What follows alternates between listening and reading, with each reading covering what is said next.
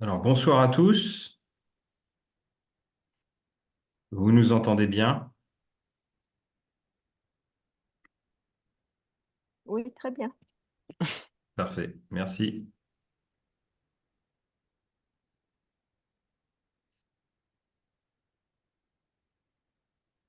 Hop. Alors aujourd'hui, c'est notre deuxième visio avec Evelyne Leterme. On avait donc une première visio qui a été enregistrée et vous pouvez la consulter sur notre chaîne YouTube. Je pense que vous l'avez tous fait, mais n'hésitez pas à aller sur la chaîne pour revoir les visios déjà enregistrées. Et ce soir, c'est la deuxième partie, donc sur le greffage. Donc Evelyne, je vous laisse prendre la parole. Oui, mais bonjour à tous. Donc pour cette deuxième partie, je vais faire un petit rappel. Donc d'abord, le rappel sur le lien avec la domestication, hein. Les arbres fruitiers domestiques ne sont pas, enfin ceux que l'on consomme ne sont pas des arbres fruitiers sauvages. Un tout petit rappel sur la pépinière, le prélèvement des greffons. Et ça, je ne l'ai pas abordé, donc c'est important d'aborder comment on prélève les greffons et qu'est-ce qu'un greffon. Et on continuera donc les différents types de greffes. On va passer sur quelque chose de très important, ce sont les porte-greffes avec un exemple sur 9 espèces. Et puis on conclura sur la saisonnalité des greffages. Donc, j'insiste pour dire que les arbres fruitiers sont issus d'ancêtres forestiers, mais que la domestication de ces espèces forestières a modifié les espèces et, et même a modifié leur physiologie. Et qu'ensuite, nous avons eu besoin du processus de multiplication végétative pour constituer nos variétés fruitières. C'est-à-dire, on a abandonné l'idée de pouvoir les conserver telles quelles en les semant. Donc, les variétés fruitières, on ne les sème pas.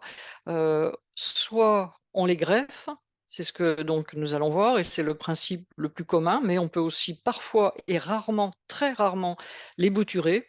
C'est le cas du figuier, mais c'est à peu près tout, du grenadier probablement aussi, et ou de les marcoter, et c'est le cas du noisetier. Donc ces arbres fruitiers ont coévolué avec l'homme et se sont diversifiés grâce aux paysans jusqu'au début du XXe siècle. Le relais a été pris par les pépiniéristes. Donc une pépinière, c'est un lieu où l'on réunit un très grand nombre d'arbres en général, greffés.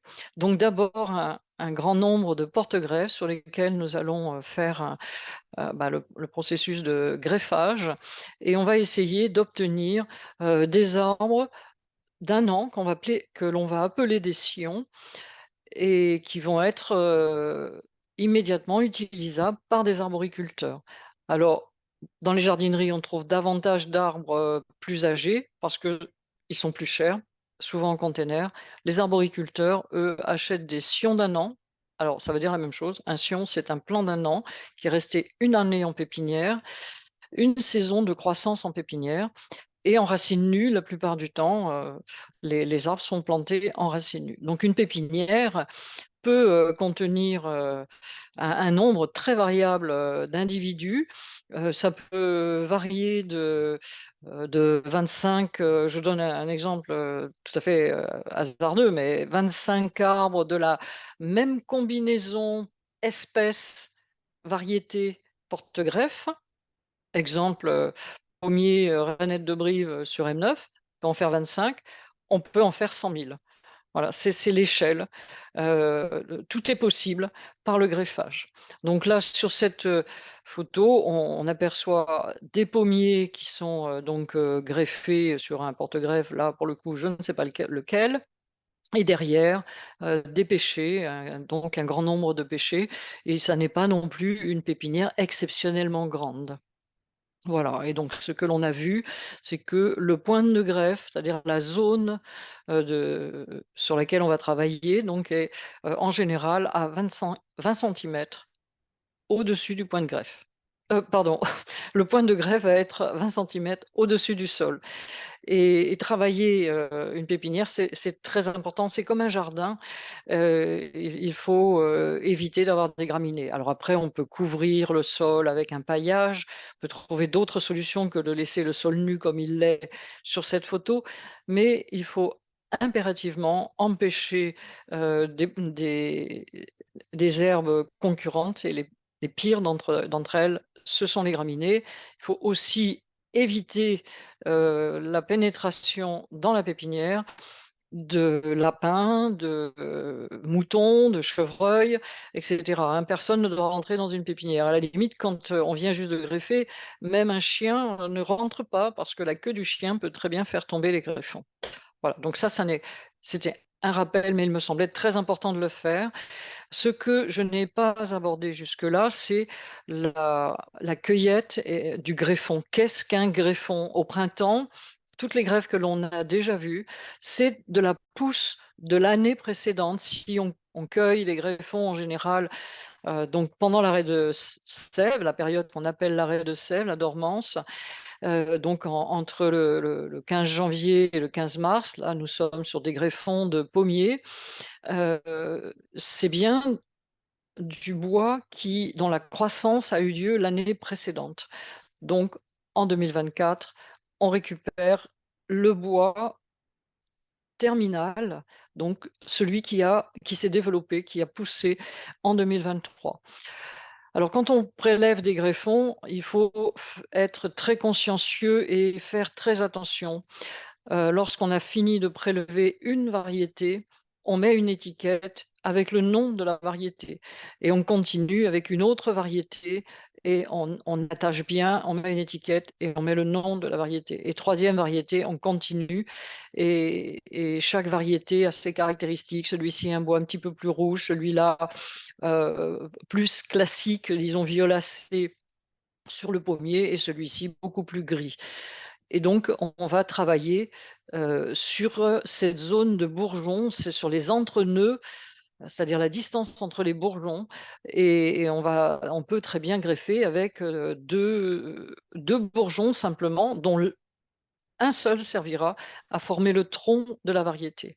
Donc là, l'exemple, c'est on a posé quelques bourgeons sur un porte-greffe, et puis on procède au greffage. Mais c'est très important de savoir bien récolter les greffons. Autre chose extrêmement importante, que ce soit pour un pépiniériste ou pour un arboriculteur qui veut changer de variété, par exemple, ou pour toute personne qui veut greffer un arbre, c'est qu'il faut être sûr de l'authentification de la variété. Ça, c'est vraiment fondamental. Et pour cela, la meilleure solution, c'est encore de prélever sur des arbres sur lesquels on a vu les fruits, vu et reconnu les fruits. Donc on est sûr qu'on prélève sur la bonne variété. Parce qu'il n'y a rien de pire que de multiplier en pépinière une variété sous un nom qui en fait s'avérera faux, et donc ce sont parfois des dizaines de personnes qui vont se retrouver avec une fausse variété et une belle étiquette. L'autre point, donc pour être sûr de l'authentification de sa variété, si l'on doit devenir pépiniériste, c'est de fabriquer une parcelle, de faire une parcelle qui va contenir ce qu'on appelle des pieds-mères porte-greffons, ou une parcelle de porte-bois, sur lesquels on va pouvoir prélever de la pousse de l'année précédente, donc, où on verra ensuite, pour le greffage d'été, ça sera carrément la pousse de l'année en cours. Mais on ne commence à prélever sur ces arbres que lorsqu'on a vu une première fois les fruits et qu'on est sûr qu'on a bien authentifié la variété. Donc c'est quand même très important d'avoir ces pieds-mères porte-greffons lorsqu'on veut devenir pépiniériste. C'est la première chose à faire. Alors je répète, hein, que plusieurs facteurs vont intervenir pour assurer le développement d'une greffe. Une soudure rapide des vaisseaux qui vont alimenter en eau, sels minéraux, les tissus du greffon. Un système racinaire du porte-greffe en parfait état, qui va émettre de jeunes racines, et ces poils absorbants permettent la montée de l'eau vers le greffon. Il faut des greffons de diamètre suffisamment large pour permettre aux rayons du bois de bien alimenter la sève brute en sucre. C'est comme ça que ça se passe avant que la photosynthèse n'ait lieu, c'est-à-dire avant que les feuilles ne soient développées. Donc c'est la sève brute qui s'enrichit en sucre qui va alimenter les bourgeons du greffon.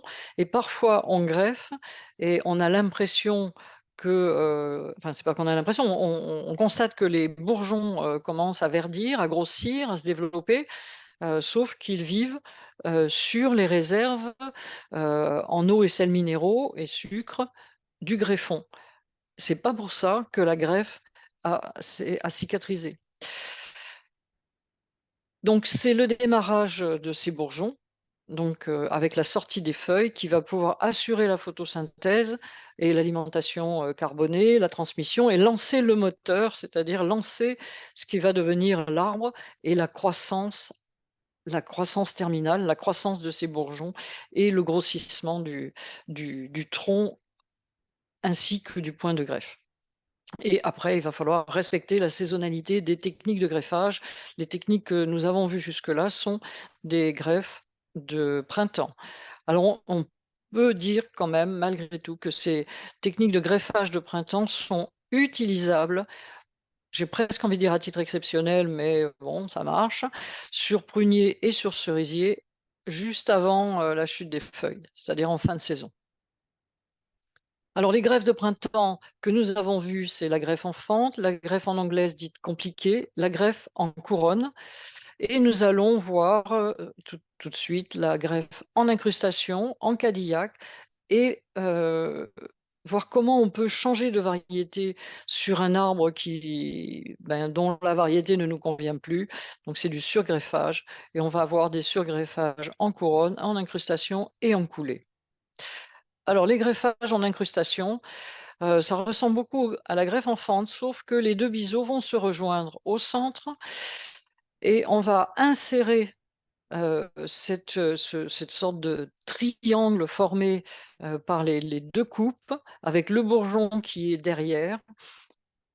On va les insérer ce greffon, ces biseaux dans le porte-greffe, sur lesquels on va faire une encoche qui va être le miroir de la greffe et donc on insère ce greffon. Alors on a pris soin d'ouvrir latéralement le bois en travers, juste un peu, avant de refaire la fente, opposée et lorsqu'on insère le greffon, on tapote dessus de façon à ce que ce greffon vienne légèrement entrouvrir et prenne sa place, de façon à ce que les cambiums viennent se mettre en contact avec les cambiums donc du greffon, se mettent en contact avec les cambiums du porte-greffe. Donc ça, c'est la greffe, disons des pépiniéristes qui laissent très, très peu de traces, de point de greffe. Le point de greffe est absolument merveilleux, la cicatrisation t impeccable. C'est juste qu'il faut vraiment savoir la faire, elle est un tout petit peu plus dangereuse que les autres. Ouch. Donc là, on voit d'autres exemples sur un avocat.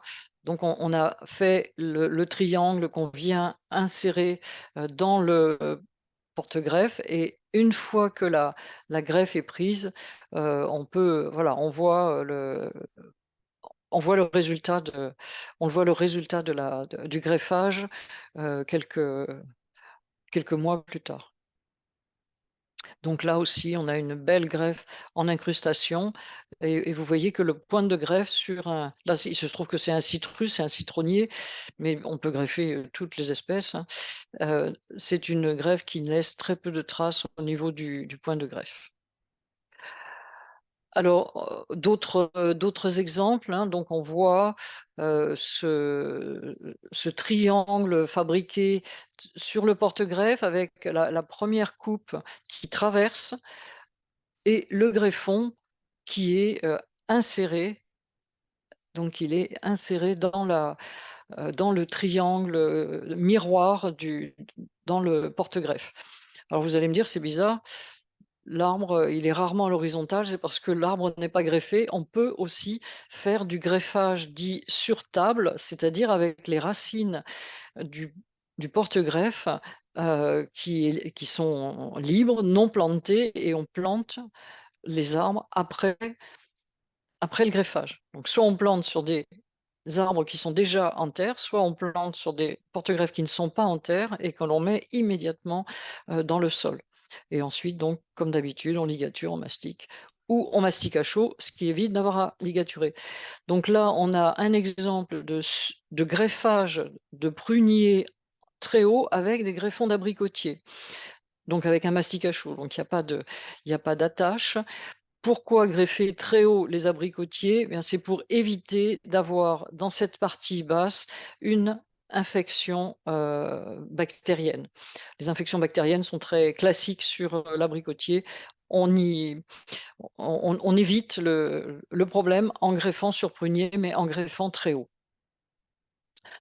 Alors, autre type de greffage qui est quand même relativement peu utilisé, mais qui est surtout utilisé pour redresser un plan qui part de travers, un porte-greffe qui est un peu incliné, ou arqué.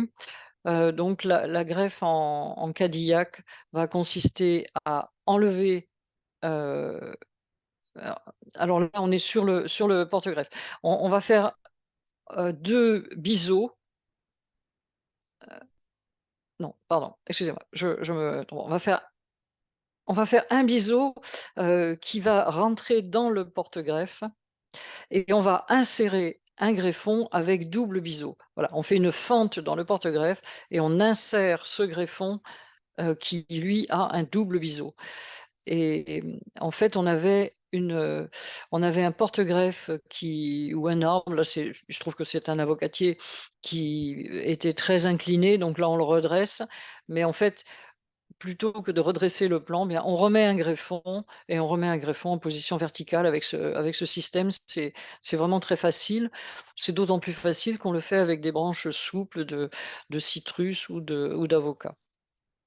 Donc rebelote une autre, greffe en Cadillac, avec, une espèce, ornementale. Donc la pousse partait, le point de le porte-greffe, était, incliné et on va utiliser l'inclinaison pour insérer, heu, un double biseau, un greffon coupé en double biseau, dans une fente, qui se situe donc dans la zone, inclinée. Et quand on n'a pas de zone inclinée, ben, on fait l'inclinaison, on force l'inclinaison et on insère, de force, dans l'inclinaison qu'on a réalisée. Alors, on va voir les surgreffages. Heu, l les surgreffages servent à changer de variété sur des arbres qui sont déjà âgés. Donc ou à apporter, une autre variété qui va servir de pollinisateur. C'est la cette première photo, c'est exactement cela. On a un verger avec cette variété-ci qui est Gala et donc une grande parcelle, de Gala, et c'est sur certains arbres, un certain nombre d'arbres, mais pas énormément, peut-être 1 sur 20. On fait un surgreffage en tête avec une variété qui va avoir un pollen abondant et une bonne compatibilité avec la Gala, donc qui celle-ci, entre autres, c'est Granny Smith, et donc on a réalisé un greffage, à cet endroit-là. Donc là, on voit le greffon et le point de greffe ici, le greffon et le bourgeon qui a démarré. Ça va très vite, ça se reconstitue très vite parce qu'on le fait quand l'arbre évidemment est déjà, heu, a déjà quelques années. On peut le faire au bout de 3 ou 4 ans et on a une mise à fruit, immédiate et exceptionnelle. Mais le but là, c'est pas d'avoir une mise à fruit, c'est avoir une mise à fleur, ce qui revient absolument à la même chose. Donc là, on voit un surgreffage de pommiers sur M9, des arbres qui avaient été plantés, en 1996, qui avaient été greffés en 1996 et plantés dans le verger en 1997 sur un porte-greffe M9, donc qui fait toujours un point de greffe, très gros, Et puis on savait que la variété ne correspondait pas à l'étiquette. Donc elle était étiquetée pâte de loup, ça s'est avéré être une rainette du Canada, et c'est seulement le 20 avril 2021 que le surgreffage a eu lieu sur des arbres adultes en pleine production, et on a surgreffé toutes les branches latérales et aussi l'axe, donc puisque ce sont des arbres qui étaient conduits en axe vertical, et donc on a aussi surgreffé la partie terminale. On laisse quand même, malgré tout, on laisse des pousses qu'on appelle des tire-sève, donc qui vont apporter leur photosynthèse et éventuellement gérer l'excès de sève qui pouvait provenir des racines au moment du débourrement, et donc ça va aussi permettre de fabriquer de la photosynthèse dans l'arbre qui va participer à nourrir ces greffons. Donc là, on les voit de plus près, donc c'était des greffages, généralement des greffages en couronne, avec parfois 2 greffons, parfois un seul. Normalement, un seul greffon suffit, mais bon, par précaution, parfois on en met 2, et quand les diamètres sont importants, on en met 2 pour assurer le recouvrement. Et donc voilà, donc c'était le 21 avril, qu'est-ce que j'ai dit? Oui, le 20 avril. Donc le 4 mai, on a déjà, des pousses, tous les bourgeons en fait démarrent, hein, on a des très courtes pousses feuillées, et le 26 août, bah, quasiment l'arbre il est reconstitué. Tout ça, c'est issu des greffons, qu'on a laissé pousser, et après on va sélectionner sur chaque greffe une seule pousse pour reformer soit les branches latérales, soit l'axe. Et la croissance doit être extrêmement rapide, donc, mais là c'est facile puisque les arbres sont déjà largement adultes. Donc là on voit chez un producteur le changement de variété sur des arbres adultes qui ont dépassé les 20 ans, hein, comme c'était le cas précédemment, peut-être même les 30 ans, vu le diamètre du tronc. Et là on le voit de plus près avec 2 greffes qui ont été mises latéralement, l'une qui sert à faire l'axe, l'autre qui est maintenue, alors maintenue pas artificiellement, mais qui a été maintenue plus faible, et qui ne sert que au recouvrement. On voit d'ailleurs tout ça, toute cette partie-là, ce sont des tissus jeunes, issus donc du développement méristématique, de la coupe, au niveau de la coupe, qui est donc, au bout de quelques années, on va avoir un recouvrement, d'écorce et de cellules, qui va être, parfait. Alors, comment on procède pour faire un surgreffage en incrustation? Eh bien, on peut le faire sur des axes en position terminale, qui sont de diamètre relativement important. On peut le faire à la scie à métaux. Donc c'est un exemple parmi tant d'autres, hein, et il existe plein de techniques, parce que c'est plus facile d'intervenir quand les diamètres sont importants, avec un outil sur lequel on a assez de force, mais qui malgré tout fait des coupes parfaites, que l'on peut reprendre au greffoir, hein. Les greffoirs ont des lames parfaitement aiguisées, hein. On aiguise plusieurs fois par jour son greffoir. Donc on fait une fente de part en part, et puis on en refait une autre latéralement, de façon à faire une encoche dans lequel on va insérer le greffon, qui lui a été coupé en double biseau, des biseaux qui se rejoignent par derrière, et on insère bien ce greffon qui doit tenir tout seul, avec des petits coups délicats sur la coupe terminale, avec la main ou avec le sécateur, c'est aussi facile. Et donc on voit que l'insertion est parfaite, et comme dans le cas de la greffe en couronne ou même en fente, on peut avoir tapoté suffisamment fort pour qu'il y ait une légère déchirure à la base de la de l'in de l'in bah, de l'incrustation, puisque tel est son nom, mais cette partie-là va se cicatriser d'une manière extrêmement rapide, et presque plus rapidement que de fabriquer des nouvelles cellules qui vont permettre de rejoindre à la fois des cellules de porte-greffe et des cellules de greffon. Donc, il ne faut pas avoir peur si ça se déchire, ça n'a aucune importance. Et ensuite, ouch, oh pardon. Donc, ensuite, on a ligaturé, on mastique, donc on pense bien à mastiquer ces parties-là. Et 2 ans après, on voit le résultat de la croissance qui est très, très importante avec les 2 bourgeons. Donc, les bourgeons terminaux ont poussé verticalement, les 2 autres ont poussé latéralement, sont un peu plus faibles, et on va les garder. Ce n'est pas toujours le cas, mais là, on les a gardés. Donc voilà, 2 ans plus tard, on a donc le point de greffe avec nos 2 greffons. Je reviens en arrière avec nos 2 greffons et une mise à fruit extraordinaire.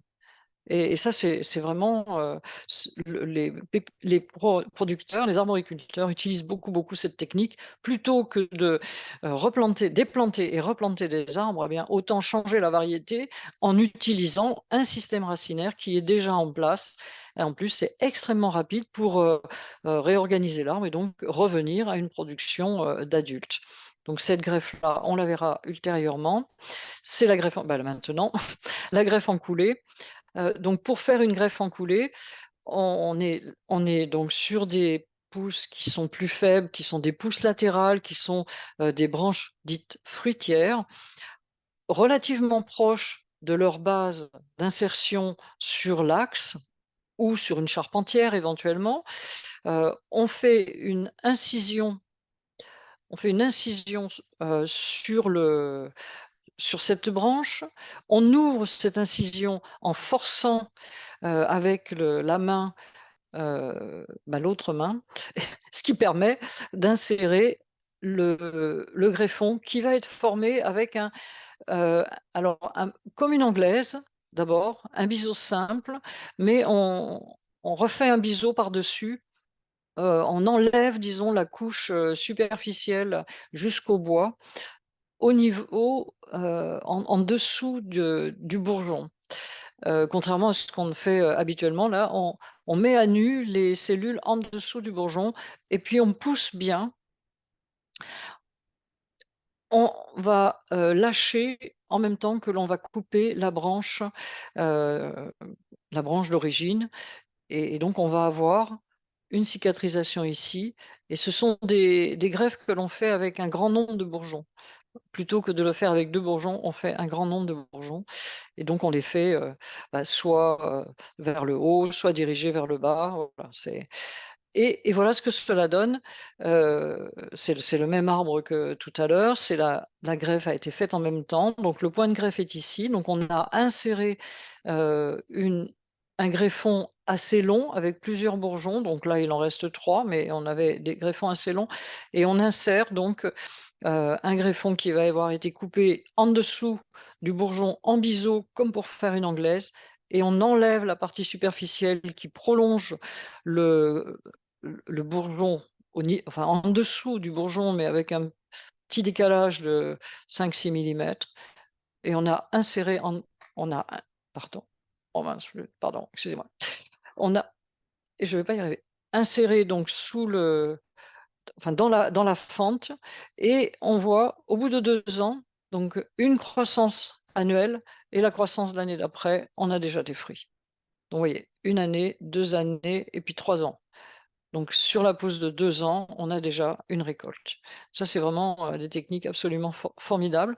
Donc le surgreffage peut se faire en couronne, soit sur pommier.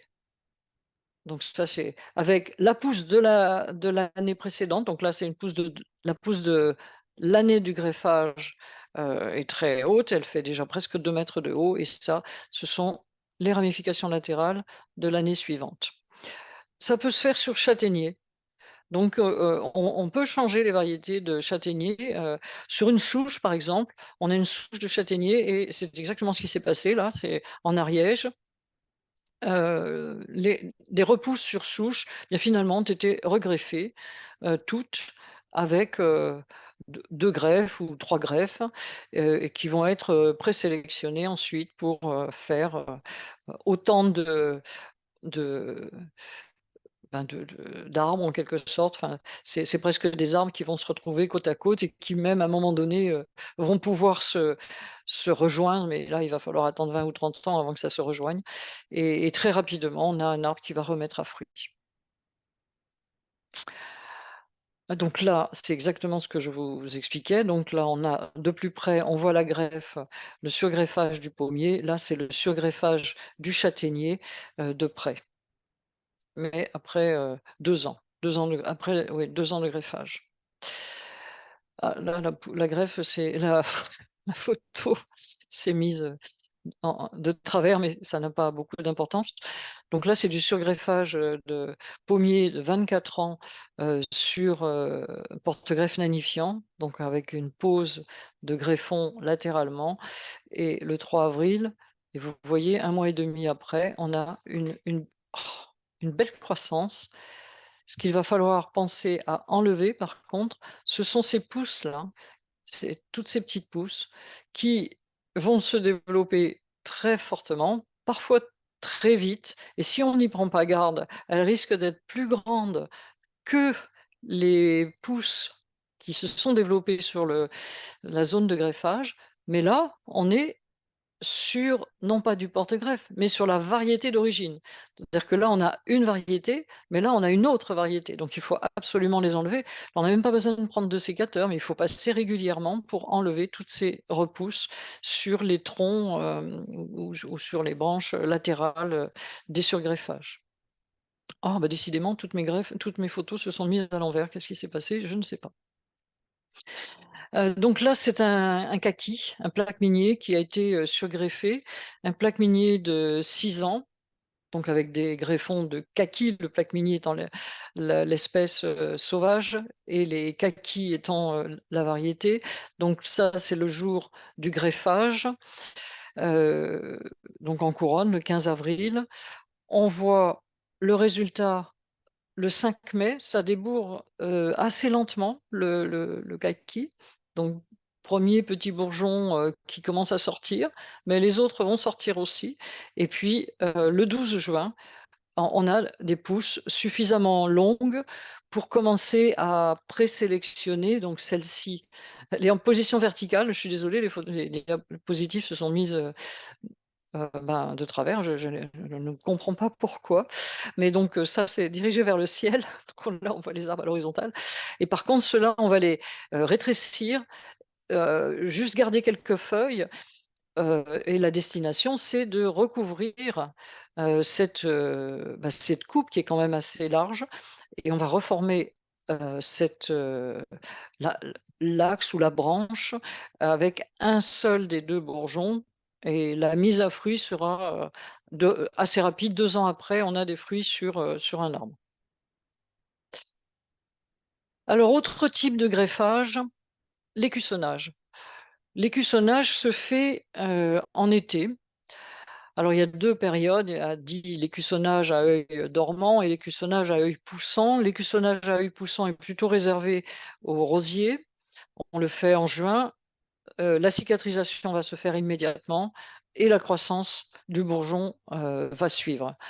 En fruitier, on ne souhaite pas du tout, avoir une croissance rapide parce qu'elle risque d'être trop courte et mal lignifiée et être gélive, hem, en hiver.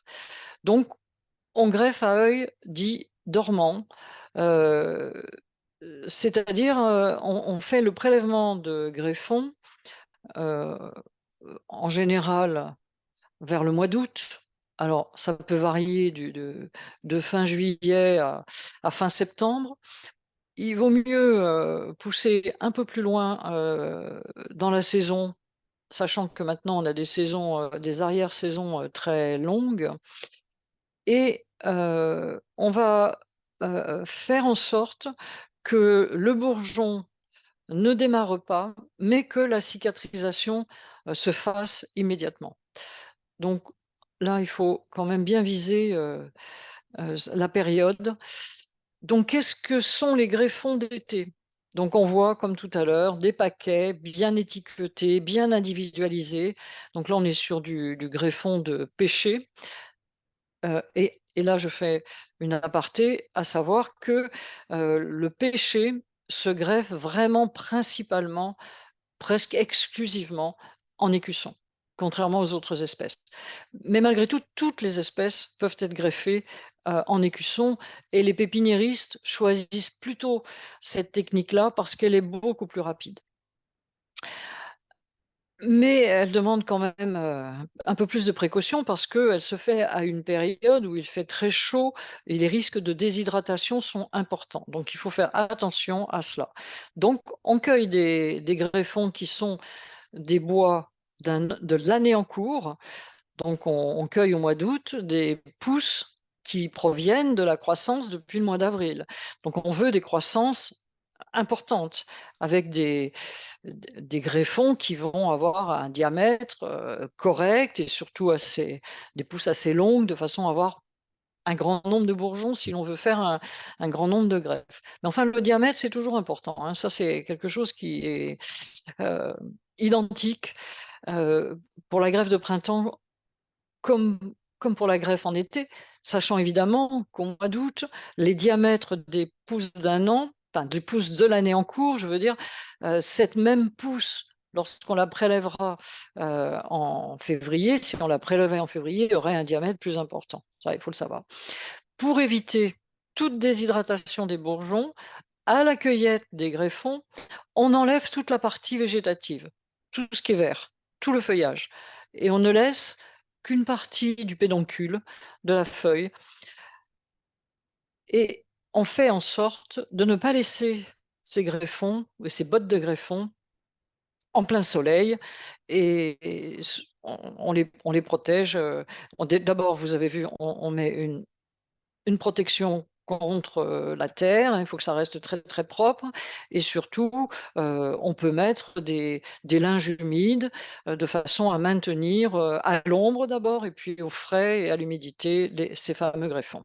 Donc c'est très important d'éviter la déshydratation, hein, sinon là on n'a aucune chance de réussir.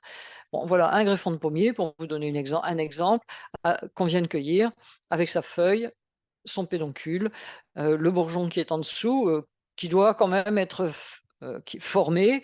Donc on travaille sur des pousses, dites, aoûtées, c'est-à-dire des pousses qui sont déjà lignifiées, et voilà le greffon que l'on va utiliser. Donc évidemment, on va supprimer cette partie-là qui est d'un diamètre beaucoup trop faible, qui n'est pas lignifiée en partie terminale, donc on va s'en séparer.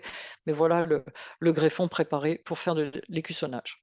Et ensuite, on va on ne peut travailler bien sûr que sur des porte-greffes qui sont déjà en terre, et donc on va faire une incision horizontale et une incision verticale. Alors souvent on commence par l'incision verticale, l'incision horizontale ensuite, c'est pas grave, et c'est sous ces écorces que l'on va décoller, que l'on va insérer un greffon. Donc vous imaginez bien que pour que ça fonctionne, il faut que l'on puisse décoller ces écorces, et pour que l'on puisse décoller ces écorces, il faut qu'il y ait de l'eau. Donc une pépinière, au moment où on doit, enfin pas seulement au moment où, mais bien avant même, en amont, on doit l'arroser. Il faut que la sève continue à circuler dans les porte-greffes, de même qu'elle doit circuler dans les greffons, et on va faire une coupe au-dessus du bourgeon. On va venir passer avec la lame de l'écussonnoir, parce que cette fois on change d'outil, hein, on prend un écussonnoir, on va passer en dessous pour enlever une lamelle, donc on retourne le greffon. Vous voyez, on vient rejoindre la première coupe parce qu'on a fait une première coupe horizontale, et donc le biseau, l'encoche que l'on fait sous le bourgeon va venir se terminer au niveau de l'encoche horizontale. On enlève, si on peut le faire, le bois. Alors souvent, on se contente d'appuyer lorsque la sève circule bien, on appuie avec enfin avec 2 doigts de chaque côté du bourgeon, on appuie bien et touc, ça se décolle tout seul. Si ça ne veut pas se décoller, ben, on insiste, on tire un peu, ça va pas se décoller sous le bourgeon, on va tirer en dessous, par le bas, par le haut. Si on ne peut pas, on n'enlève pas le bois. Et donc ensuite, on va insérer cet écusson sous dans la fente, donc sous les, écorces du porte-greffe, donc sous la fente que l'on a, réalisée initialement sur le porte-greffe. On commence d'abord par faire la fente sur le porte-greffe avant de couper et de prélever son écusson, de façon à pouvoir l'insérer.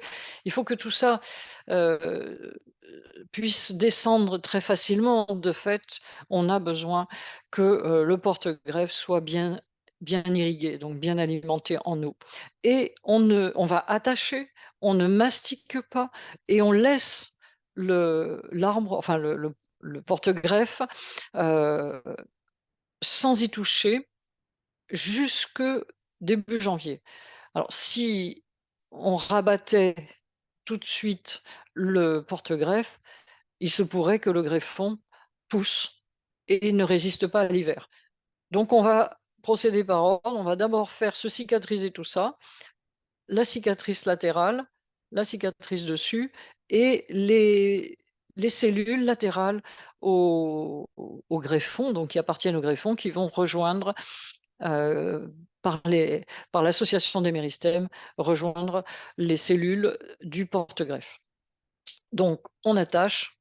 Alors il y a d'autres types d'attaches, hein, bien sûr, que la ligature, flexibande. Donc on attache et on ne mastique pas et on laisse ainsi jusque, fin janvier ou mi-janvier et on va couper au-dessus décidément, je vais pas y arriver. On va couper au-dessus, du greffon, enfin du bourgeon, de façon à lui permettre de se développer et si on ne le fait pas, ce bourgeon, c'est quand même une pièce rapportée, donc elle ne sera pas prioritaire, pour, l'alimentation, de sève qui va d'abord aller vers les bourgeons terminaux du porte-greffe. De fait, il faut supprimer totalement le porte-greffe pour donner la priorité à ce bourgeon qui va reconstituer l'arbre. Alors une autre technique qui peut être utilisée tant en été, mais quand les écorces ne se décollent plus, quand on n'arrive plus à faire des écussons parce qu'on ne peut pas décoller les écorces sur le porte-greffe, ou même en milieu de printemps, on peut utiliser une technique qu'on appelle le chip budding, qui consiste à faire la même manip de prélèvement, du bourgeon. On fait une incision sur le porte-greffe et d'abord on fait une petite incision latérale à la base de ce qui sera, la zone où on pose le greffon et on fait une autre et on fait cette incision plus longue et on vient terminer sa course donc sous cette fente et on refait exactement la même manip sur le greffon et on va poser ce greffon qui va avoir son écorce décollée à cet endroit-là. Il ne va plus y avoir d'écorce et on va mettre en contact les cambiums à cet endroit-là. Évidemment, ils seront aussi en contact ici et donc là, on voit toutes ces nouvelles cellules qui ont démarré et qui vont s'épaissir.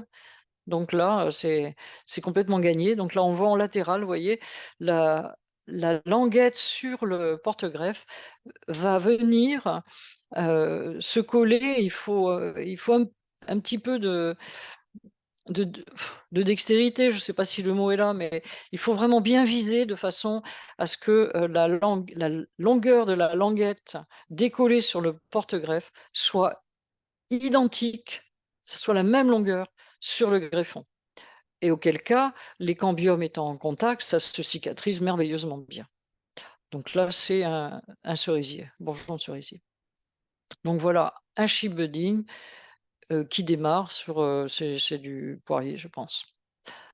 Donc avec la greffe, qui est une greffe, par approche en quelque sorte. Donc voilà, j'en termine donc, sur les techniques de greffage. Mais vous avez compris, hein, pour faire du greffage, il faut aussi l'élément essentiel que sont les porte-greffes. Alors, je vais passer en détail et je vais essayer d'aller assez rapidement et être dynamique sur la présentation de quelques-uns des porte-greffes essentiels pour les différentes espèces. Alors, il faut savoir que pour toutes les espèces, on va appeler franc le semis de l'espèce. Le franc de pommier, c'est du semis de pommier, le franc de pêcher, c'est du semis de pêcher, le franc de cerisier, c'est du semis de cerisier. Heu, Ça n'a rien à voir, on ne greffe pas du pommier sur du cerisier, ni du cerisier sur du pêcher, et cetera. Il y a des combinaisons impossibles, mais voilà, le mot franc, ça se rapporte systématiquement à un semis. Donc, en pommier, il y a eu des sélections qui ont été faites sur des francs, c'est-à-dire il y a une variété qui s'appelle le Bittenfelder, qui est commercialisée comme étant le franc de pommier. Mais si vous semez des pommiers, des pépins de pommier, des pépins de pommes, pardon, vous allez obtenir des francs. Mais la sélection, elle a été faite en fait pour que les pépiniéristes aient un résultat au greffage, qui soit homogène, avec des croissances homogènes et des semis qui réussissent, à 100. Heu, donc ces semis en général, sont connus pour être exempts de virus. Ça va être un problème ça, les viroses qui peuvent être multipliées, par des multiplications végétatives. Alors, tous les francs donnent des arbres qui vont être vigoureux. Et la conséquence en pommier, c'est qu'on va avoir une mise à fruit beaucoup plus tardive que sur les sélections de porte-greffes qui ont été faites pour avoir une mise à fruit plus rapide. Par contre, ça va être des arbres qui vont avoir une croissance très longue, donc il va y avoir une longévité, une durée de vie, qui va être, longue, mais on peut avoir des porte-greffes nanifiants qui vivent, plusieurs dizaines d'années et peut-être, plus 50 ans ou 70 ans. Mais là, on va avoir une croissance qui va continuer, c'est-à-dire les arbres vont continuer à grandir, longtemps. Par contre, l'intérêt, c'est qu'ils sont adaptés à tous les types de sols. Ils seront sensibles à une, maladie des racines qui est le puceron lanigeère, mais enfin bon, il faut être en pépinière pour avoir ces problèmes-là et on en fait, soit des arbres tiges, soit des arbres demi-tiges. Donc de toute façon, des arbres qui vont être en situation vigoureuse et sur lesquels on va pouvoir faire des troncs assez hauts. Celui qui est, le plus connu, en porte-greffe que l'on va appeler semi-vigoureux, alors selon que l'on voit le verre, à moitié plein ou à moitié vide, le semi-vigoureux veut dire aussi, semi-nanifiant, mais c'est quand même, quand il se plaît bien, le porte-greffe M106 donne des relativement grands arbres. C'est une sélection, d'une espèce particulière qui s'appelle le doussin. Contre, l'avantage, c'est qu'il est résistant au puceron lanigère, qui est un puceron qui s'héberge sur les racines des arbres, mais qui sort, pardon, qui sort, à l'air libre, vers le mois de mai-juin à peu près et qui est couvert d'une cire et de poils. C'est comme des poils, cire blanche, donc il se protège lui-même contre les insecticides. Donc ce porte-greffe M106 évite d'avoir le problème. Donc ce sont des arbres qui vont être à mise à fruit assez rapide. C'est-à-dire que, grosso modo, il faut attendre entre 6 et 8 ans pour avoir la première mise à fruit en pommier franc. On peut on peut s'attendre à avoir des fruits dès l'âge de 4 ans, 4-5 ans sur un M106. Alors, on peut planter ces porte-greffes dans tous les types de sols, sauf trop humides. Et dans certaines régions, Pays basque ou Bretagne, ou Normandie, on peut avoir, des problèmes liés à l'humidité et à une maladie qui se développe qui est le Phytophthora, donc maladie des racines. Bon, mais lorsque les sols sont bien travaillés et que l'environnement n'est pas trop humide, le M106 est un porte-greffe absolument formidable. L'enracinement, est bien et ça sert à tout, on peut faire des gobelets, de l'axe vertical, travailler en haie fruitière, on peut en faire ce que l'on veut, mais ce sont quand même des arbres qui ne sont plus utilisés par les professionnels de l'arboriculture, parce que, vu leur capacité à se développer, ça demande plus de temps de travail, de taille et puis, avec des récoltes très abondantes, sur des arbres hauts, tout ça, ça coûte cher finalement, d'entretenir, des vergers greffés sur M106. C'est un peu le porte-greffe qui est utilisé ou le type de vigueur utilisé, même pour les pommiers à cidre, dans les régions à cidre. Alors il semble qu'il soit remplacé, progressivement par un porte-greffe qui est, peut-être un petit peu moins, vigoureux que le M106, mais presque équivalent. Donc il a été créé par Dalival. Il vient d'Angleterre. Ah, il n'a pas été créé, il est commercialisé par Dalival, il a été acheté, donc il vient d'Eastmoling. Il a une vigueur comparable au M106, mais généralement un peu plus faible, une meilleure résistance au chancre du collet et il est tolérant au Phytophthora, au puceron lanigère, donc moins sensible aux maladies que le M106 et c'est un bon porte-greffe pour des variétés faibles et en particulier, des variétés comme Rainette de Brive, ou oui, bien d'autres. On va avoir tendance à les greffer sur ces porte-greffes. De même, lorsqu'on fait des replantations de vergers en sols qui sont, pauvres ou pour, faire des vergers, peu intensifs, c'est-à-dire à faible densité. En axe vertical, on va les planter à 2,50 m, et en gobelet, on va les planter à 4 mètres, voire 5 mètres. Mais le M116 semble supporter la concurrence de l'herbe dès la deuxième année. Mais comme il est relativement nouveau, ben, les informations vont évoluer et on le connaîtra davantage dans les années à venir. Pour un porte-greffe plus faible, c'est le M26 qui va avoir un ancrage supérieur au porte-greffe nanifiant, donc le M9 que l'on va voir. Même malgré tout, le M26 nécessite un tuteur. La mise à fruit est rapide. Les distances de plantation, c'est 3 mètres pour une conduite en axe, malgré tout, hein, et 4 mètres pour du gobelet. Heu, donc avant d'arriver, au M9 qui est le porte-greffe des professionnels, on va parler du PI 80 qui est d'origine germanique, qui est issu d'un croisement entre, un porte-greffe nanifiant, celui-là, et un porte-greffe beaucoup plus vigoureux. Donc c'est un porte-greffe qui est un peu plus vigoureux que le M9 et le M26, avec une mise à fruit rapide à très rapide, qui est résistant au froid, peu sensible aux pucerons lanigères, au Phytophthora. Il est adapté à tous les types de sols, y compris, pauvres, ou de qualité moyenne. Il va conférer une bonne productivité, un bon calibre aux fruits, mais le tutorage est nécessaire. Heu, les fruits, la floraison est abondante, donc l'éclaircissage va être obligatoire. Par contre, il est connu et je ne l'ai pas noté, mais il est connu pour être, sensible, aux rongeurs des racines. Donc ça, c'est un problème. Les M9, alors il y a eu une sélection qui ont été faites parmi, les M9 sont des paradis jaunes de Metz, et pas Matz, des paradis jaunes de Metz, porte-greffe faible, avec des vigueurs plus ou moins importantes, un peu plus ou un peu moins importantes, Pajam 1, Pajam 2, NAKB, voilà, il y a plusieurs types de M9. La mise à fruit est rapide, très rapide. Dès l'âge de 2 ans, on a les premiers fruits sur ces pommiers, mais il faut des sols sains et bien amendés, hein, avec une irrigation obligatoire, un tutorage aussi qui est nécessaire et ça va donner une bonne productivité, un bon calibre aux fruits, dans des conditions, disons des bonnes conditions de sol en bio, on peut compter sur, 50 tonnes à l'hectare, les conventionnels arrivant à dépasser les 100 tonnes à l'hectare.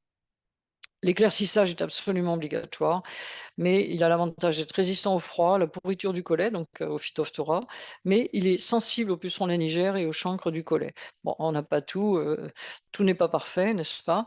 Donc je vous montre quelques photos, des pommiers en solax. Donc le solax, ce sont, des axes qui ont été inclinés, pour une mise à fruit en position terminale, donc pour arrêter la croissance, la croissance terminale, l'arrêter, mais par le poids du fruit et jamais par le sécateur. Et donc là, on est sur des pommiers qui ont 40 ans. Donc le point de greffe caractéristique du M9, c'est d'être très, très gros, beaucoup plus gros que le tronc. Donc là, on a une première variété et on a un surgreffage avec une deuxième variété. Lorsque les variétés ne se commercialisent plus ou pas bien, ou qu'on en connaît des meilleures, mieux adaptées aux besoins au sol, au climat, aux besoins de la commercialisation, eh bien, on n'hésite pas, on surgreffe. Donc ces arbres-là ont tous été surgreffés. Donc là, on est dans le Béarn, derrière, il y a les montagnes. Et donc, on peut voir quand même que ces porte-greffes nanifiants peuvent vivre très longtemps, dans la mesure où l'alimentation est correcte, les sols non compactés et que l'arrosage est mesuré et correct. Alors, en Béarn, il pleut beaucoup, mais maintenant, on arrive à avoir des régions qui étaient humides et qui peuvent avoir aussi des déshydratations importantes.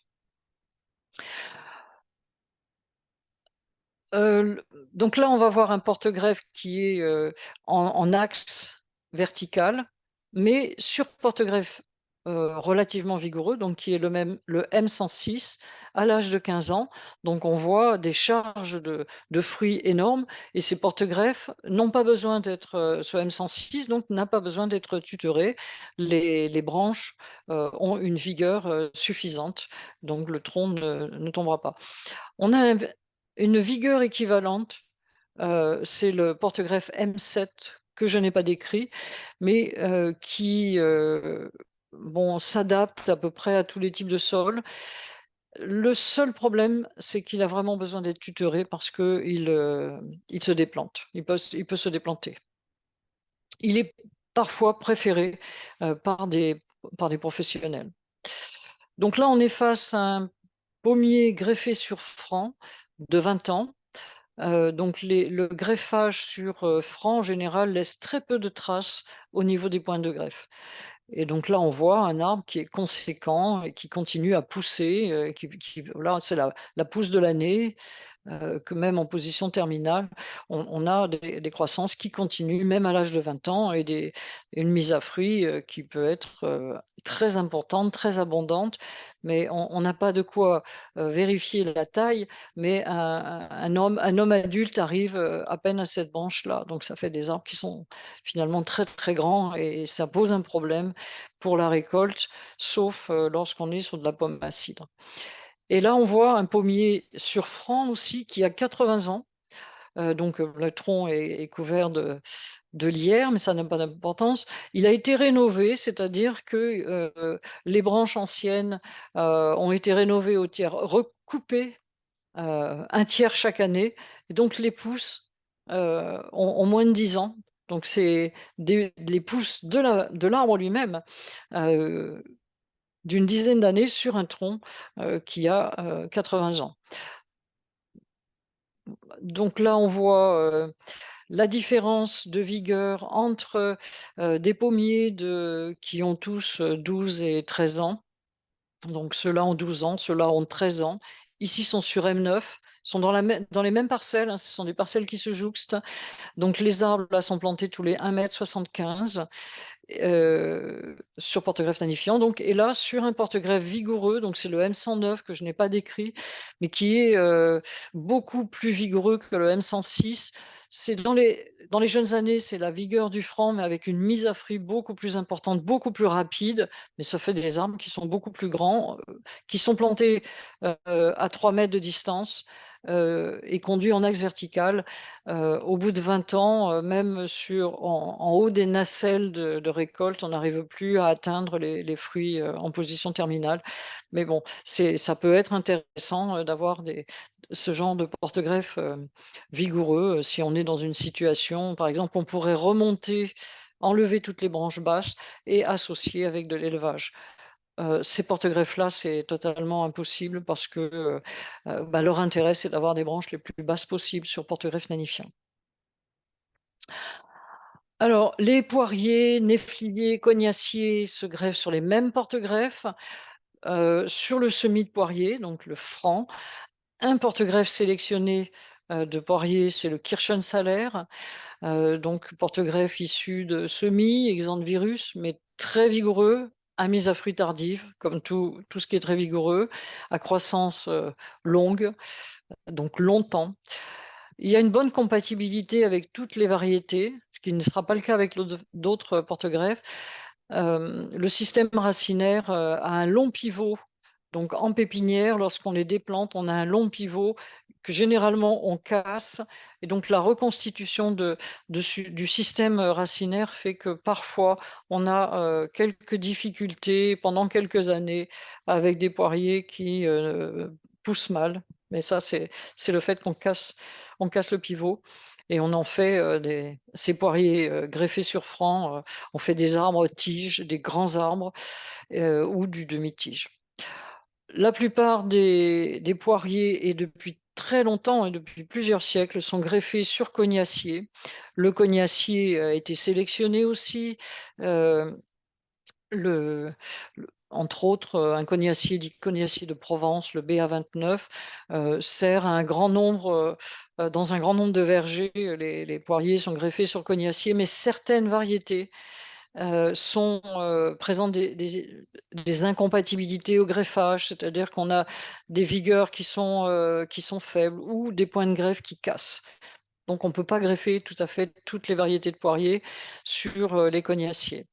Donc c'est un porte-greffe qui est dit moyennement vigoureux, mais qui va être à mise à fruit beaucoup plus rapide que le franc, avec une bonne productivité et surtout une bonne qualité gustative des poires. Euh, je donne un exemple donc de variétés incompatibles. Euh, donc, oui, pardon. Une bonne compatibilité avec des variétés exigeantes. Donc, oui, c'est ça, des variétés incompatibles, c'est Conférence et William Rouge, excusez-moi. Donc, Conférence William Rouge, puisque la William est un mutant à épiderme rouge. Ces variétés-là, greffées sur cognassier, peuvent présenter des problèmes d'incompatibilité. Donc, ce qu'on fait, on fait un double greffage. On greffe d'abord une variété de franc, une variété de poirier compatible, et on greffe au-dessus, on surgreffe en quelque sorte avec des variétés qui ne sont pas compatibles directement avec les cellules du cognassier. Donc on peut les planter dans tous les types de sols, même légèrement calcaires. Le système racinaire ne va pas avoir de pivot, ça va être un système racinaire fasciculé, d'autant plus que on travaille rarement sur semis de cognassier, mais bien sur des porte-greffes multipliés par marcotage ou, ou en micropropagation.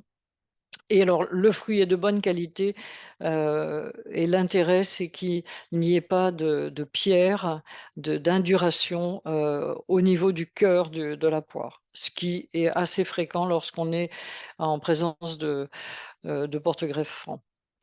Et donc, les cognassiers, comme presque tous les porte-greffes peu vigoureux ou moins vigoureux, vont avoir une floraison, vont induire une floraison extrêmement abondante, et donc l'éclaircissage des arbres va être obligatoire à peu près dans tous les cas de figure. Donc là, on a une comparaison extrêmement intéressante de la même variété implantée dans une haie fruitière, donc avec à côté des cerisiers acides ou des cognassiers non greffés. Et donc là, on a la même variété, l'un greffé sur franc. Donc c'est la poire verte de septembre, des arbres qui ont 15 ans, donc greffés sur franc et vraiment à proximité. L'autre qui est greffé sur cognassier, mais qui est pas taillé, et donc de fait le poids des fruits, parce que ça fait des récoltes extrêmement abondantes sur cognassier, le poids des fruits a en fait empêché le développement en position verticale. Et donc l'arbre, il s'est complètement affaissé sur la haie.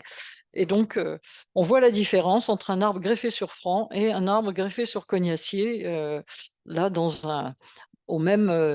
quasiment au même endroit, quoi. Ils sont à 10 mètres de distance. Et puis, des poiriers sur franc, donc, qui ont 90 ans à peu près. Donc, vous voyez, c'est des poires dites poires acides, des poires à poirer, avec un développement extrêmement important. Mais ce que l'on voit, c'est qu'on a encore de la croissance annuelle en position terminale. Donc, ces arbres-là, ils peuvent vivre encore presque autant de temps qu'ils n'ont déjà vécu. Sauf qu'il vaut mieux pas avoir besoin d'aller récolter les poires là-haut, c'est pas possible, hein, ou sinon il faut grimper dans les arbres.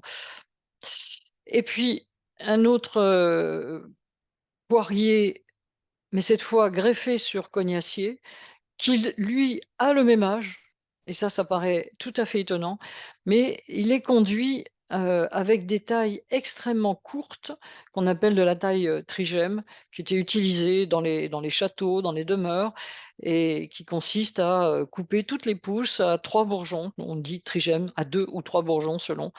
Et donc on voit l'arbre initial, enfin le porte-greffe qui descend même, hein, parce que sous le poids du fruit, il ne reste plus que ça de porte-greffe. Donc le cognacier très rapidement va se retrouver enterré et le point de greffe à arriver au niveau du sol. Et ce qui se produit dans ces cas-là, c'est qu'on a une vigueur qui va repartir si on couvre le point de greffe avec de la terre, ou si l'arbre descend sous la terre, on va avoir une reprise de vigueur. Et auquel cas, ça va être de plus en plus difficile de conduire ces arbres en taille aussi sévère, parce qu'on aura des pousses partout, ça va être des hérissons. Et puis donc, je donne juste un exemple d'un autre type de porte-greffe qu'on appelle des OHF. Un OHF, celui-là, c'est Ferold 87 Dator, sont des porte-greffes très intéressants parce que ils ont une forte vigueur, mais quand même pas autant que les semis, que les francs. Et ils sont très intéressants parce qu'ils n'ont pas de problème d'incompatibilité au greffage. Ils ont de bonnes résistances aux carences, un bon ancrage, mais malgré tout, ils conservent une mise à fruit rapide et une très forte productivité. Donc, c'est des porte-greffes qui résistent aux périodes de sécheresse. Il ne faut pas non plus pousser le bouchon trop loin quand même, hein, parce que et il y a sécheresse et sécheresse, hein. Quand le sol est complètement déshydraté, il faut quand même arroser les arbres, mais enfin, ça supporte mieux les sécheresses que le cognacier. Ça supporte relativement bien les fortes températures et les conditions froides. Alors, il faut savoir que le poirier est sensible aux fortes températures, et entre le 15 juillet et le 15 août, on voit fréquemment sur certaines variétés, en particulier la conférence, des feuilles qui deviennent toutes noires, ça s'appelle le folletage. Et il se trouve que greffé sur ce porte-greffe OHF, on a moins ces sensibilités aux fortes températures. Donc il semble résistant aux feux bactériens et à d'autres maladies bactériennes.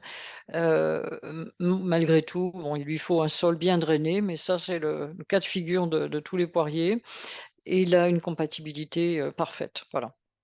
Distance de plantation 4 mètres pour une conduite en axe vertical. Donc, en voilà, donc des OHF de 22 ans. Donc, pour vous donner la mesure du problème, c'est la personne grimpée sur une échelle. Donc maintenant, c'est à la limite d'être autorisé. Mais bon. Et donc, on voit que les arbres en axe vertical, le poirier en axe vertical sur porte-greffe relativement vigoureux, donc c'est un OHF malgré tout, mais c'est des arbres pour lesquels on ne peut plus atteindre les poires terminales. Donc, lorsque ce sont des poires à couteau, ben, une poire qui tombe au sol est une poire qui a fini sa vie. Alors, les porte-greffes de prunier et d'abricotier et d'amandier, ça peut être du mirobolan. Le mirobolan, c'est un Prunus erasifera, mirobolana, qui pousse spontanément dans le sud de la France. Il peut être utilisé sous forme de semis, et c'est un porte-greffe vigoureux. La mise à fruit peut arriver pour la première fois à l'âge de 4 ans, donc c'est pas très rapide. Mais le prunier, pardon, a l'habitude de s'adapter à tous les types de sols, ce qui est quand même assez intéressant. La croissance, elle est rapide, donc elle est lente, elle est rapide et elle est longue. La fertilité est importante, donc il faut faire attention aussi à la casse des branches lorsqu'il y a trop de prunes sur des branches de prunier. Heu, Certaines variétés d'amandiers sont compatibles avec le prunier mirobolant, mais ce qui veut dire que certaines variétés d'amandiers ne sont pas compatibles. Les abricotiers, eux, sont totalement, compatibles.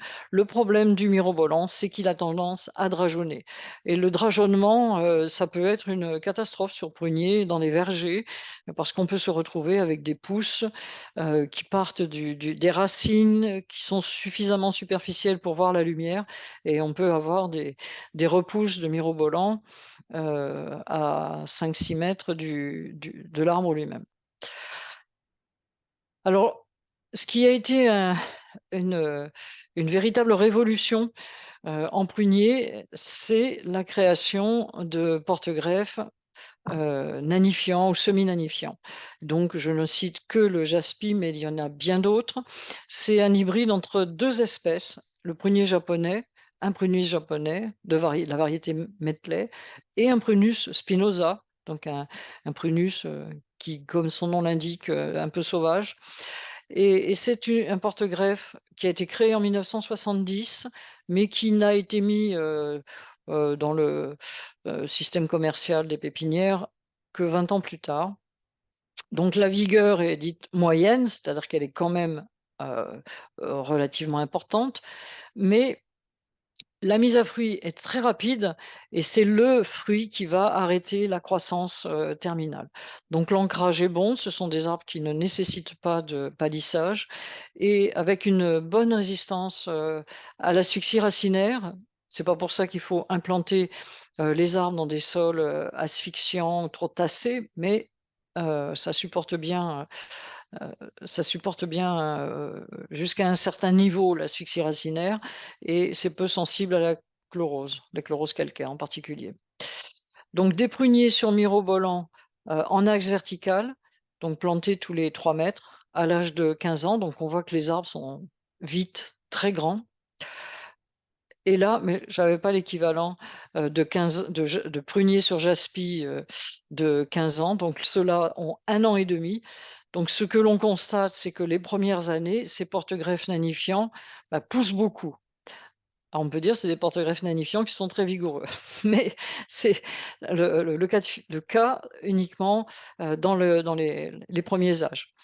Donc je vous disais qu'ils n'avaient pas besoin de palissage, il se trouve que c'est un exemple, un contre-exemple puisque ceux-là sont palissés. Heu, mais bon, rien n'empêche de le faire. Alors là, ils sont conduits en axe vertical, donc donc c'est des arbres qui ont 1 an et demi. On aurait pu, et c'est très fréquent maintenant, rabattre à la plantation, rabattre le sion de façon à faire pousser plusieurs ramifications qui sont plusieurs axes et donc on va appeler ça une conduite en multi-axe et et c'est très intéressant parce que les arbres vont s'arrêter rapidement sous le poids des fruits et donc les arbres seront quand même nettement moins grands que sur mirobolant. Pour ce qui concerne le cerisier, il y a 3 gammes de vigueur. Le plus vigoureux, c'est du greffage sur merisier. Alors ce qu'appellent merisier les pépiniéristes, c'est souvent un semis de cerisier. C'est du Prunus avium. Il faut savoir que dans les cerisiers, il y a 2 espèces. Il y a le Prunus avium qui donne des fruits de type bigarreau, à chair assez ferme, et les Prunus cerasus, hem, qui sont des griottes ou des guins, qui vont être à chair molle. Ce sont 2 espèces très différentes. Mais le merisier, est un Prunus avium et le porte-greffe, qui va être issu, de semis, va être issu de semis de Prunus avium. C'est ce qu'on va appeler du merisier. Donc ce sont des arbres qui vont être très vigoureux, qui vont pouvoir vivre extrêmement longtemps, au moins autant que les poiriers, donc facilement, enfin facilement. ils ont la possibilité de vivre un siècle. Il faut quand même qu'ils se retrouvent dans des conditions correctes. La mise à fruit, bien entendu, est tardive, mais l'ancrage est bon, hein, et la longévité va être importante. Sauf que tous les cerisiers sont sensibles à l'asphyxie racinaire, donc n'aiment pas, ne supportent pas d'avoir les racines dans l'eau une partie de l'année. Et le pire, celui qui supporte le moins bien, c'est le Sainte-Lucie, qui est un Prunus mahaleb. Donc c'est une espèce qui pousse aussi spontanément dans le sud de la France. C'est un porte-greffe qui est généralement issu de semis, moyennement vigoureux. Alors le moyennement vigoureux, c'est très relatif, c'est la vigueur du mirobolant prunier par exemple, avec une mise à fruit beaucoup plus rapide que le merisier. Mais par contre, alors lui, il est extrêmement sensible à l'asphyxie racinaire. Il n'est pas question de planter un Sainte-Lucie dans un terrain qui va être inondé même 15 jours dans l'année. Et puis, des porte-greffes moins vigoureux ont été sélectionnés. Alors il y en a beaucoup, mais je ne citerai que le Maxma, qui a été déclaré par Delbar, donc le Maxma Delbar, Brook Forest. En fait, c'est une sélection nord-américaine d'un croisement entre le Prunus mahaleb, donc le cerisier de Sainte-Lucie, et le Prunus avium. Et ce porte-greffe, Maxma, est un porte-greffe dit nanifiant. La vigueur est moyenne à assez faible, mais lorsqu'on les reçoit de chez un pépiniériste ou lorsqu'on doit les greffer, ce sont des porte-greffes qui, très jeunes, sont très vigoureux avec un gros diamètre. Mais la mise à fruit étant extrêmement rapide, c'est la mise à fruit qui calme la croissance de ces arbres qui vont rester, euh, disons, de taille moyenne et compatible avec, la plupart du temps, avec une récolte à hauteur du sol, mais rapidement, on aura quand même besoin des nacelles de récolte ou des échelles. Il y a une très bonne affinité, pardon, une très bonne affinité avec toutes les variétés, et c'est un porte-greffe qui est peu sensible à l'asphyxie racinaire, donc c'est très intéressant parce que c'est à peu près le seul cerisier qui est capable d'avoir un problème de zone un peu hydromorphe, mais pas quand même, pas trop hydromorphe, mais c'est un porte-greffe qui va être aussi adapté au jardin parce qu'il prend peu de place, la cueillette sera facile. Donc là, on a des cerisiers greffés sur Maxma qui ont 16 ans, donc qui ont eu 2 coups de sécateur. Il y a eu 2 périodes de taille, et la mise à fruit est abondante, et donc ils sont conduits en axe vertical, plantés tous les 2 mètres.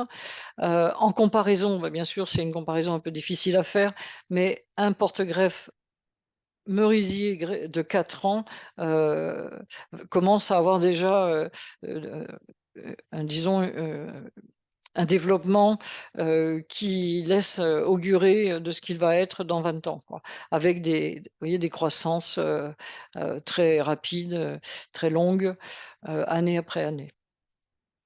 Et puis, un verger greffé sur Sainte-Lucie, donc qui a 20 ans, donc en gobelet, donc ce sont des arbres qui ont été rabattus à 50 centimètres et qui ont été conduits sur des charpentières. On voit que ce sont des arbres qui sont enfin, peu vigoureux, mais malgré tout qui nécessitent des échelles pour récolter les cerises. Alors le pêcher, lui, peut être greffé sur franc, bien sûr. Donc ce que je signalais, hein, c'est qu'on greffe presque exclusivement le pêcher en écusson. Donc le franc, c'est un semis, exempt de virus, vigoureux, mais il n'y a pas vraiment de gamme de vigueur sur le pêcher, c'est-à-dire que lorsqu'on parle de pêcher vigoureux, ça va toujours être des vigueurs bien moindres que les pruniers ou que la plupart des cerisiers. Donc la mise à fruit est rapide puisque le pêcher produit sur des bois de l'année précédente. Donc dès qu'on a une pousse d'1 an, potentiellement, elle produit des fruits. Donc 2 ans après greffage, on a déjà les premières récoltes sur pêcher. Donc ces francs ont une bonne affinité avec toutes les variétés, mais bon, comme tout pêcher, il est sensible à l'asphyxie racinaire, Et le franc, il est en plus sensible à la chlorose calcaire. Lorsqu'on a des sols qui sont avec une libération de calcaire actif, on va avoir des feuillages qui vont devenir jaunes et auquel cas on va devoir travailler avec d'autres c'est-à-dire greffer sur d'autres porte-greffes. Donc en particulier un pêcher, donc un Prunus persica, mais qui a été sélectionné, qui s'appelle Monclar, qui va avoir une bonne résistance à la chlorose, très homogène en pépinière, et c'est important pour les pépiniéristes. Et, et c'est le porte-greffe qui va être le plus utilisé pour greffer l'abricotier. Ça peut paraître étonnant, mais l'abricotier se greffe sur pêcher. Et donc, il est connu pour avoir une vigueur dite inférieure au GF 677, mais que l'on va voir un peu après. Le GF 677, c'est un hybride entre un pêcher et un amandier qui est d'une très grande vigueur. Donc le Monclar est moins vigoureux. Donc le Monclar, on va aussi l'utiliser pour planter sur des terres, des terres qui sont peut-être un peu difficiles. Donc, pour limiter le risque d'asphyxie racinaire, pardon, oui, le risque d'asphyxie racinaire, mais surtout de chlorose calcaire, on peut greffer aussi sur un type qui est dénommé le cadamant, qui va être un hybride entre deux pêchers, donc le Prunus persica, et un autre qui est Prunus davidiana. Et donc, ça va donner des porte-greffes vigoureux, mais c'est malgré tout une espèce qui produit sur bois d'un an, donc ça sera jamais très vigoureux, adapté aux sols lourds calcaires, tolérant l'asphyxie racinaire, résistant aux nématodes, donc le cadamant est très intéressant. Et dans les sols secs et à calcaire actif relativement important, mais quand même pas trop, on utilise l'hybride, qui est un hybride naturel, le GF 677, entre un pêcher et un amandier. Mais là, pour le coup, c'est un porte-greffe qui est plus vigoureux que les autres. Donc voilà, juste une photo de pêcher greffé sur cadamant à l'âge de 7 ans. Donc ça donne déjà des arbres conséquents. Le pêcher, on va le maintenir en verger une quinzaine d'années et on renouvelle. euh, Parce que produisant chaque année des quantités importantes de pêche sur le bois d'un an, le pêcher est une espèce qui est très sévèrement taillée, et donc on va renouveler relativement rapidement. Mais là, si on avait mis dans cette parcelle du pêcher de semis, on aurait à peu près le même résultat en termes de vigueur. Donc voilà pour les techniques de greffage que l'on a vues au niveau euh, bah, au niveau technique, tout bêtement, et les porte-greffes. Donc maintenant, on va essayer de voir, et j'espère que j'ai encore un peu de temps. Je ne sais pas, je vais demander si je continue. Oui, oui, c'est comme vous voulez. Vous en avez pour combien de temps encore? Je, je ne me rends pas compte, mais j'en ai pas pour très longtemps. Non, mais oui, oui, allez-y, allez-y. Je continue. Donc, ce sont surtout les époques d'application des différentes techniques de greffage que nous allons voir. Donc, avec 3 informations, c'est le diamètre du porte-greffe et le diamètre des greffons, ou les caractéristiques des greffons. Donc de fin février à fin mars, on peut faire soit du greffage sur table, c'est-à-dire du greffage de porte-greffe à racines nues. On peut faire ce greffage à la main, on peut le faire aussi à la machine. Il y a des machines qui permettent de faire du greffage, en particulier en vigne. On peut greffer extrêmement rapidement un très grand nombre de vignes. Donc le greffage sur table. On peut faire aussi les greffes anglaises. Alors les greffes par pincement que l'on n'a pas vu, mais aussi les greffes en fente, les greffes en incrustation, tout ça peut se faire de fin février à fin mars. Pour ce qui concerne la greffe anglaise ou le greffage sur table, heu, on considère que les greffons et les porte-greffes doivent avoir des diamètres voisins de 8 à 12 millimètres. Les greffons, eux, sont prélevés sur des pieds mères juste avant le greffage, dans la mesure où le débourrement du greffon et du porte-greffe n'a pas encore eu lieu, mais on peut aussi les conserver. On peut très bien les conserver, dans des conditions d'humidité et de frais, heu 1 mois ou 3 semaines. Et quand on fait une conservation, on conserve en sac, plastique, au froid, dans la mesure où on a un délai important entre le prélèvement et le greffage. Ça permet, de greffer tout en même temps, différentes espèces et différentes variétés que l'on va récolter, dans différents lieux parfois. Donc pour le greffe en fente, on peut pas travailler sur des porte-greffes trop gros parce qu'on n'arrive plus à faire la fente. Donc on peut greffer, jusqu'à 2 à 3 centimètres de diamètre. Pour la greffe en incrustation, on peut aller beaucoup plus loin puisque on fait cette incrustation latérale, donc on peut greffer jusqu'à, des diamètres de 5 centimètres et on met dans ces cas-là, quand le diamètre est important, 2 greffons, un de chaque côté, heu, pour, heu, pour assurer la cicatrisation. Et donc pour des plots un petit peu importants, donc des diamètres de porte-greffe un peu importants, vous avez vu tout à l'heure, on peut utiliser une scie, à métaux. Ah oui, je vois pas le haut de mon alors là, c'est bien dommage, mais je vois pas le haut de la diapositive.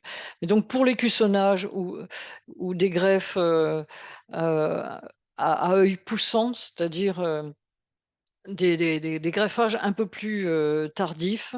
Heu, c'est soit l'écussonnage à œil poussant, mais ça, c'est pas très conseillé pour les arbres fruitiers, ou le chip budding, les greffes en couronne et les greffes en coulée. Donc là, on va utiliser, des porte-greffes, qui vont avoir des diamètres de 10, à 25, millimètres. Il s'agit juste de pouvoir mettre, un morceau d'écorce, donc que l'on décolle ou que l'on détache. Heu, la greffe en couronne, eh bien là, il y a pas de limite. On peut même, faire des greffes, sur, des diamètres de 30 enfin de 3 à 6 centimètres, mais aussi beaucoup plus gros. On peut très bien avoir des diamètres de 10 à 15 centimètres et auquel cas, au lieu de mettre 2 greffons, ben, on va en mettre 4. Et la greffe en coulée, on l'a vu, on le fait sur branche latérale, voire sur tronc, mais de diamètre relativement faible. Les greffons, eux, sont prélevés en avance et conservés en sac plastique, ou avec éventuellement, une mousse, ou du papier, humide, heu, mais on peut conserver à des températures très froides, heu, moins de 4 degrés, pas moins 4, mais inférieur à 4 degrés.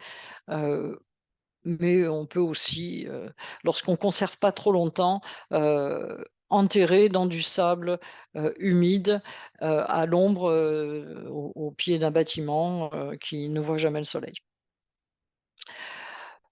Un peu plus tard, fin avril, début mai, on peut faire le greffage du noyer en flûte. Alors, c'est une greffe que je n'ai pas abordée, mais qui est une greffe où on découpe les le, on fait des lambeaux de porte-greffes, de noyer qui permet de recouvrir le le greffon. Donc on décolle un anneau d'écorce, sur le porte-greffe et on insère, des greffons. On insère donc des parties de greffons, mais qui vont être, prélevés sur des greffons de gros diamètre. De fait, lorsqu'on veut réussir ce greffage de noyer au printemps, il faut préparer 1 an à l'avance le pied-mère en taillant sévèrement, des branches, de façon à avoir des repousses très vigoureuses, de gros diamètre, qui vont permettre de venir, fabriquer cet anneau d'écorce que l'on va venir mettre, à la place sur le porte-greffe, avec la possibilité donc de découper sur le porte-greffe les écorces en lanières et recouvrir le greffon. Donc de début juin à début juillet, heu, on va pouvoir faire de l'écussonnage à œil poussant. Donc on parle toujours de cet écussonnage à œil poussant alors on le pratique, quasiment jamais. Mais après tout, on peut quand même le faire. Donc, on le fait suffisamment tôt, c'est surtout réservé aux rosiers, mais on le fait sur des tiges de diamètre moyen de 1 à 2 centimètres sur le porte-greffe. Et on utilise évidemment des greffons qui seront herbacés. Euh, la cicatrisation va être immédiate et la croissance qui va être en suivant. On peut aussi faire des greffes en chip budding, comme on a vu. Donc, on découpe un écusson ou un copeau de bois avec le pétiole et des bourgeons qui sont souvent peu visibles, mais la cicatrisation va faire que la croissance va être immédiate. Donc, la deuxième quinzaine de juillet, on peut faire du greffage en plaquage sur le noyer. Donc c'est pareil, c'est une greffe que je n'ai pas montrée. Et ce greffage en plaquage de noyer se fait en pleine chaleur, mais sur des plants, des porte-greffes, donc qui vont être des semis de 2 à 3 ans, qui vont avoir un diamètre important, donc de 2 à 3 centimètres. Il faut greffer en période très chaude, sachant quand même que les porte-greffes sont bien arrosés. Et puis les greffons, les greffons de noyer vont être aussi issus, de pieds mères qui vont avoir été rabattus de façon à faire des croissances, importantes avec des diamètres importants. Et donc on va faire un prélèvement d'une écaille, rectangulaire qui va être posée sur une même écaille rectangulaire qu'on a découpée sur le porte-greffe, en sachant que ce rectangle de greffon doit être légèrement plus petit que celui du porte-greffe, parce que la cicatrisation va être extrêmement rapide et donc la partie qui ne va pas être recouverte, la partie du greffon qui ne va pas recouvrir le porte-greffe, va être très vite colonisée par de nouvelles cellules et la cicatrisation va se faire rapidement. Et donc il faut faire attention à avoir une toute petite marge de non-recouvrement. Et ça, c'est, je pense, l'INRA de Bordeaux qui a inventé cette technique et c'est une technique extrêmement performante pour le sud de la France. Et ensuite, on va faire de fin juillet à fin octobre, parce qu'on peut avoir des arrière-saisons très longues, de l'écussonnage à œil dormant ou du chip budding, ce que je disais, lorsque l'écusson n'arrive pas à être décollé. Donc, soit on peut pas décoller l'écusson lui-même sur le greffon, soit on peut pas décoller les écorces du porte-greffe, auquel cas on va faire un chip budding. Et à la place de l'écussonnage, on va démarrer par le prunier, on continue par les cerisiers et les poiriers en écusson, puis le pêcher va être fin août, le mirobolant début septembre, puis le Sainte-Lucie, et pour terminer sur cognacier, pommier, pêcher, amandier, fin octobre, c'est rare. Ce sont vraiment c'est la dernière période. Enfin, je veux dire, on peut très bien greffer le pommier en écusson au mois de septembre, c'est vraiment pas un problème. Et puis fin septembre-octobre, ce que je signalais tout à l'heure, c'est qu'on peut faire les greffes de printemps sur prunier, mais aussi sur cerisier et parfois sur pommier. Mais prunier et cerisier, ça c'est classique. On fait la greffe de printemps, mais on la fait vraiment très très tard en septembre, juste avant la chute des feuilles. Et quand les feuilles se détachent très facilement avec le pétiole. Alors, qu'est-ce que l'on doit faire pour suivre des plantations? Eh bien, d'abord, faire attention à ce que on n'ait pas laissé des porte-greffes se développer, des bourgeons sur porte-greffe et revenir quelques années plus tard et se rendre compte que finalement, un arbre fleurit pas au même moment, une pousse d'un arbre ne fleurit pas au même moment que l'autre. Et en fait, on a la variété qui est bien d'un côté et le reste, c'est du porte-greffe. Et on ne le voit en fait qu'au moment de la floraison, sauf quand on a des épines, ça arrive souvent sur prunier. Mais donc là, on va être condamné, parce qu'on n'a pas été vigilant, à couper cette partie-là.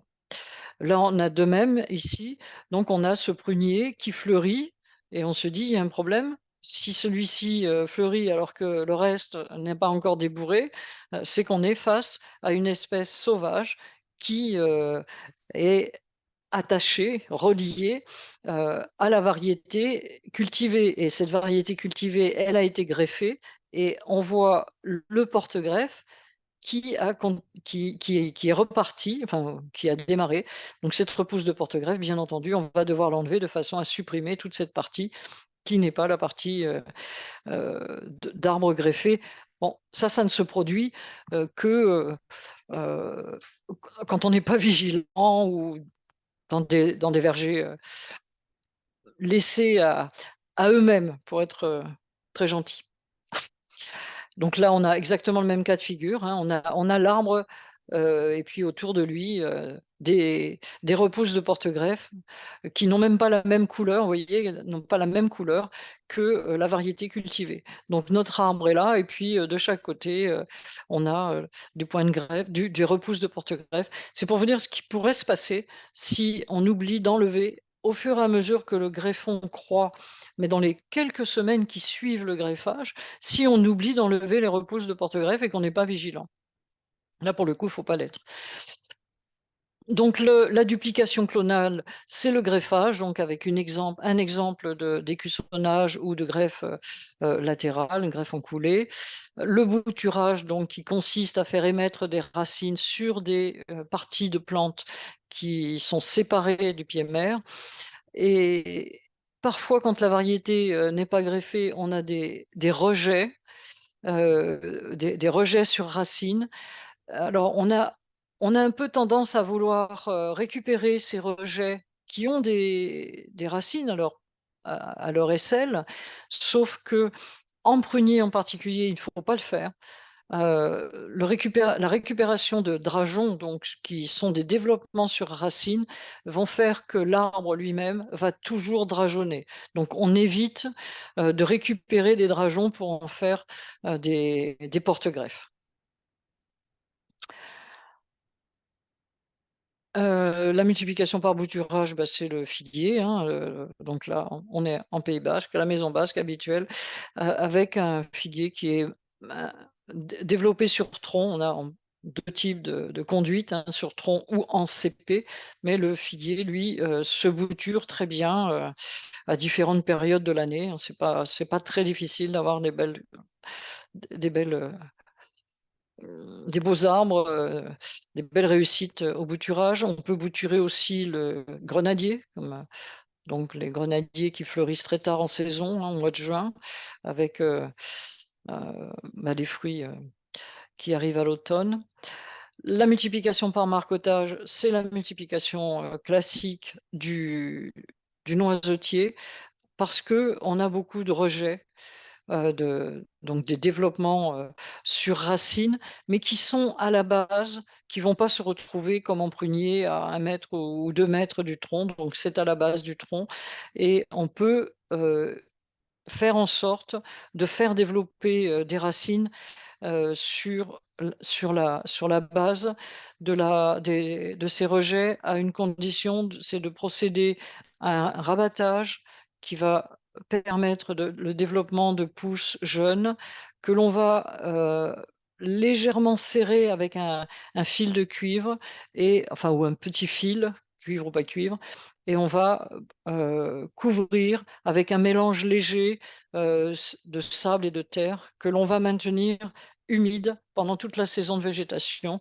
et à l'automne, on enlève ou à l'hiver, on enlève la terre, enfin le mélange terreux sable à la base et on va récupérer, cette, ces pousses donc qui vont s'être développées, en partie, terminale, mais on aura des racines à la base. Voilà, heu juste pour dire que, tout ce que je vous ai dit est extrait d'un ouvrage qui s'appelle «Le greffage et la plantation des arbres fruitiers», avec les mêmes dessins, photos, il y en a quelques-unes supplémentaires. Donc la couverture n'est plus celle-là, il vient de ressortir avec une autre couverture, de même que l'ouvrage de «La taille à la conduite» qui a été fait en collaboration avec Jean-Marie Lespinasse et tous les techniciens, ingénieurs qui connaissent bien chaque espèce. Donc, on a fait un ouvrage sur la conduite des arbres fruitiers avec les différents porte-greffes, mais toujours basé sur l'axe vertical. Donc, il vient de ressortir en librairie et il a aussi changé de couverture. Et pour tout ce qui concerne la pomologie des variétés du sud-ouest, c'est les frais retrouvés. Et puis, pour la conduite des arbres dans des systèmes à multistrates et peu traités, donc c'est la biodiversité amie du verger. Et voilà, je vous invite à en prendre connaissance si vous le pouvez. Voilà pour aujourd'hui. Bien, merci. Très complet. Du coup, moi j'avais une question d'une apprenante qui n'a pas pu être présente et ensuite on va enchaîner sur deux, trois questions. Puis après, on ira manger, je pense. Oui. La première question, c'est en fait une apprenante qui s'appelle Océane, qui est d'Occitanie, d'Aveyron. Elle cherche un greffeur. Alors, pour sa première année, elle souhaite faire appel à un greffeur, donc professionnel ou une association. Est-ce que vous auriez des conseils à donner à quelqu'un qui chercherait des contacts? Alors, il faut voir avec des pépiniéristes la plupart du temps qui acceptent de faire des cours. J'en connais un en Gironde qui est, euh, je crois que c'est Jean-François euh, Roy. Enfin, là pour le coup, je pense pour pas faire d'erreur, je vous enverrai Oui, les ouais, coordonnées. Julian Blight en Dordogne, lui aussi, fait des cours, des formations sur le greffage. Maintenant, est-ce qu'il intervient loin de chez lui? Je ne sais pas du tout, parce que là, c'est pour greffer en Occitanie, c'est bien ça, c'est pour ouais, aller c'est ça. greffer en Occitanie. Ouais. Ben voilà, donc il faudra prendre contact avec ces deux pépiniéristes, mais pour le coup, je vous donnerai leurs coordonnées. Oui, ouais, d'accord. Alors, on m'avait parlé des croqueurs de pommes et quelqu'un l'a remis sur le. Est-ce que vous connaissez les croqueurs de pommes? Alors, les croqueurs de pommes, ils sont 8000. C'est une association nationale qui a des sections départementales, parfois deux sections ou trois sections dans un même département, comme dans le Lot, il y a le Haut-Quercy et le sud du Lot. Ce sont des personnes qui sont tout à fait passionnées en tant qu'amateurs d'arboriculture fruitière et qui savent presque tous greffés. Effectivement, on peut essayer de contacter la- soit la section locale des croqueurs de pommes de sa région, de son département, ou alors s'adresser au niveau national. Ils sont sur le territoire de Belfort. Mais bon, par Internet, c'est très facile d'aller trouver. Ils ont un site Internet, croqueurs de pommes, et puis demander à quel endroit, enfin, qui on peut rencontrer à proximité de son domicile. D'accord, merci. Christophe, vous aviez une question? Oui, bonsoir, merci beaucoup pour la présentation. Oui, bonsoir. Euh, Ma question, c'était par rapport au mastic qu'on met sur les greffes. Quand on l'a fait en couronne et qu'on fend le porte-greffe, est-ce qu'il faut bien remplir la fente après avoir installé les deux greffons avec du mastic ou est-ce qu'on peut laisser une cavité? Alors ça, c'est la greffe en fente, c'est pas la greffe en couronne. Oui, La en greffe en fente alors. fente, on met le mastic, c'est pas la peine de remplir, hein, on pose le mastic. Après, c'est la cicatrisation interne qui va faire que ça va se remplir. Non, il faut pas, ça sert à rien de remplir le mastic. Ok, Mais par contre, il faut bien couvrir de façon à ce que l'eau ne s'échappe pas de l'arbre. ok, merci beaucoup. Et sinon, j'apportais juste une précision sur la demande d'Océane. Il me semble qu'elle cherchait un greffeur pour assurer une partie de sa production dans sa première année, plutôt que de prendre un cours. Donc ce Ah, serait vrai. Ouais, bah, c'est-à-dire qu'elle cherche un pépiniériste, tout bêtement. Un greffeur, c'est un pépiniériste. on peut dire ça comme ça, oui, je pense. Bah, bon, là, il faudrait que j'ai. davantage de... Parce que sinon, elle peut aller voir le pépiniériste. Si c'est en Occitanie, elle peut aller voir la pépinière Saint-Romain, par exemple, qui est à Corbarieux, à côté de Montauban, et lui faire du greffage sur commande. Si, ça doit être du greffage sur commande, si je comprends bien. Oui, ça doit être ça. Là, il faudrait qu'elle reprécise son besoin. Ouais. Merci beaucoup. Merci. Rémi, vous aviez une question?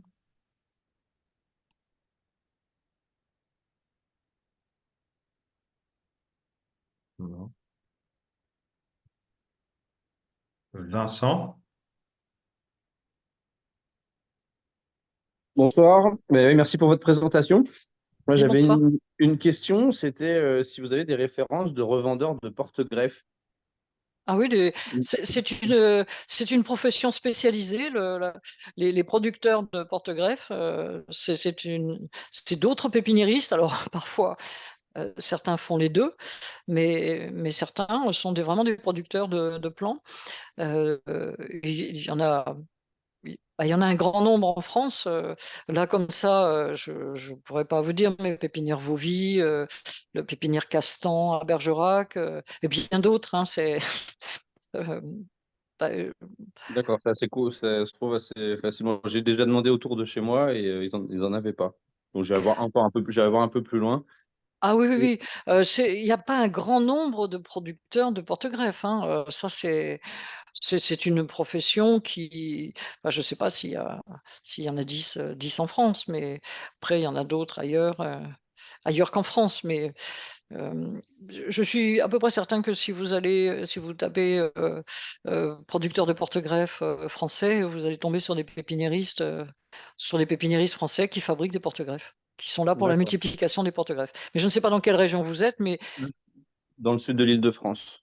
ah oui, bah là je vais pas pouvoir vous répondre. Je ne suis pas sûre Non, qu'il mais y en je ait, chercherai sur mais Internet. il y en a plutôt. Moi j'en connais dans le sud-est et dans le sud-ouest, Pépinière Castan par exemple, mais euh, et si vous avez des difficultés, vous, vous nous le dites et je vous en Ouais. chercherai.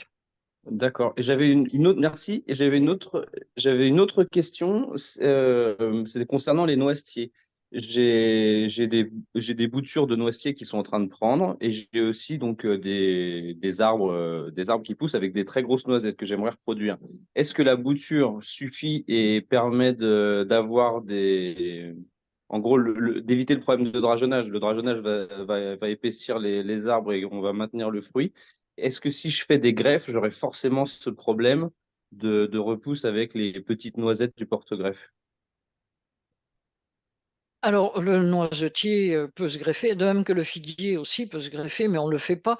Mais si vous greffez, effectivement, vous allez maintenir la variété telle qu'elle. Et comme certaines variétés de noisetiers se marcotent difficilement, alors se bouturent encore plus difficilement, mais ça peut réussir. Hein, il faut avoir la main verte, si l'on peut dire. Sinon, certaines variétés ont beaucoup de mal euh, à réussir en marcotage, alors encore pire en bouturage, et auquel cas, passer par le greffage, c'est facile. Enfin, c'est facile à condition d'avoir le porte-greffe, bien sûr. Donc, n'importe quel semis de noisette peut servir. Et, et donc, qu'est-ce que vous aviez des Ouais, rejets?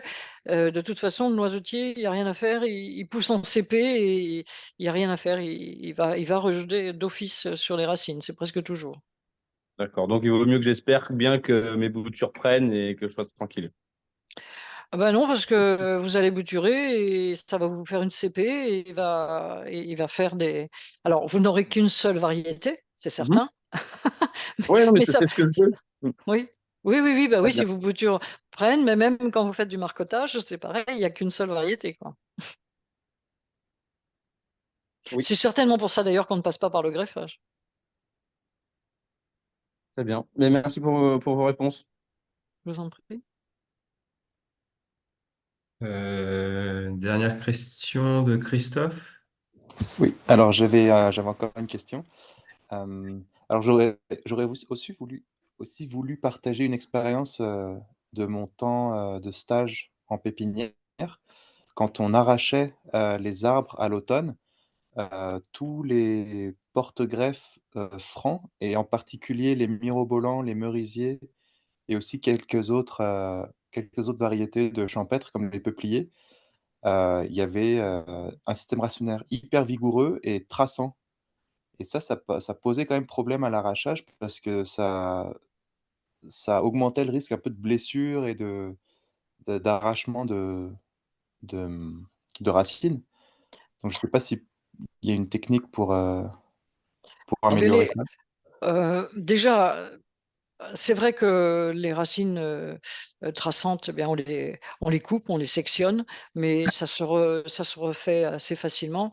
C'est beaucoup moins dangereux que de couper un pivot et parfois, bah, quand on est sur des poiriers francs, on coupe les pivots et ça, c'est bien plus difficile à reconstituer que, un système racinaire, traçant. Donc faut pas être trop inquiet, si on conserve, les plants, déplantés, dans des marcotières, humides et bien menée, pas trop tassée, et la plantation, si elle se fait correctement, le système racinaire va se reconstituer, il y a pas de souci. OK.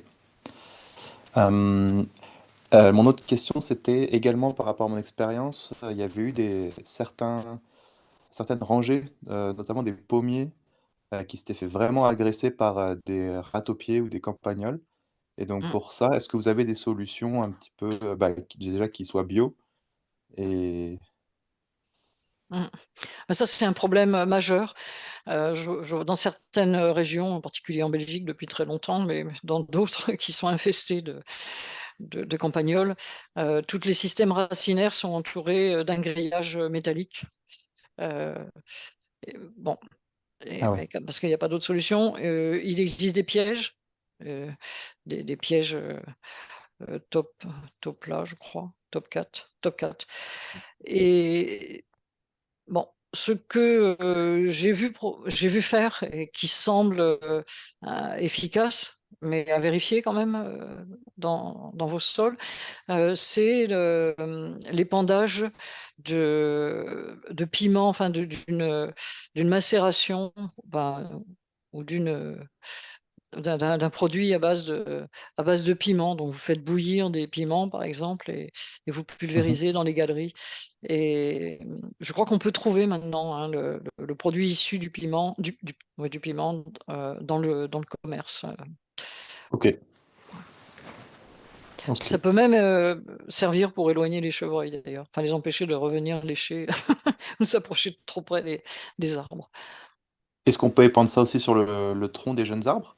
Oui, OK, oui, tout en à fait. pulvérisation?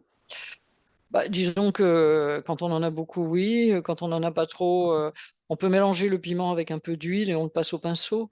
Les chevreuils, ils se le disent quoi, hein, quand ils ont goûté, Mmh. un produit bien pimenté, ils le font savoir autour d'eux.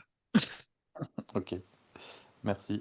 Et j'avais juste c'était pour rebondir sur la question des noisetiers, de Vincent. Moi je m'étais procuré, noisetiers de Byzance qui Oui. visiblement poussent sur tronc. Est-ce qu'on peut greffer une autre variété, à 2 mètres par exemple?